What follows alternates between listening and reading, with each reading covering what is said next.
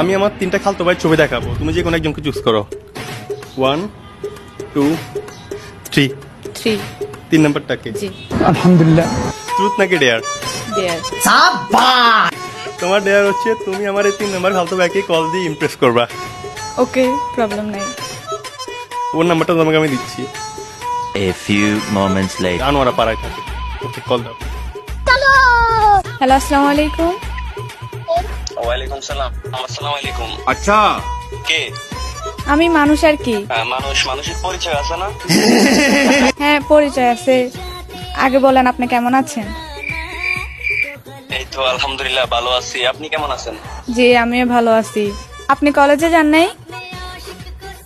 না যাই নাই আজকে। কেন? না, আপনাকে সবসময় কলেজে যেতে দেখি তো তাই। ও আচ্ছা, আপনার পরিচয়টা দিলে একটু ভালো হতো আর কি। এখন বলতেছি কি, কালকে মিট করবেন?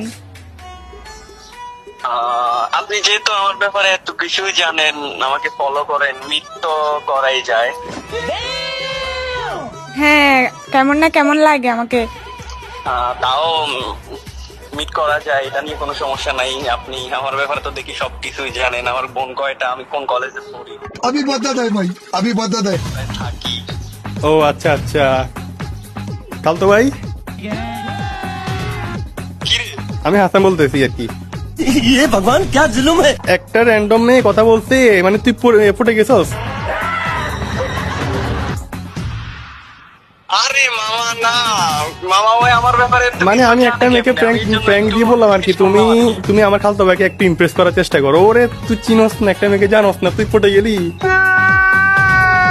মানে পাখাটা কোথায় গেছি খুব, মেয়েদের সাথে দেখা করে এত সব ভালো হয়ে যায়, ভালো হয়ে যায় বুঝছো। আগে একটা মেয়ের সাথে দেখা হোক, পরিচয় হোক, তারপর মিট কর। না দেখে মিট করিস না, কটকাবি।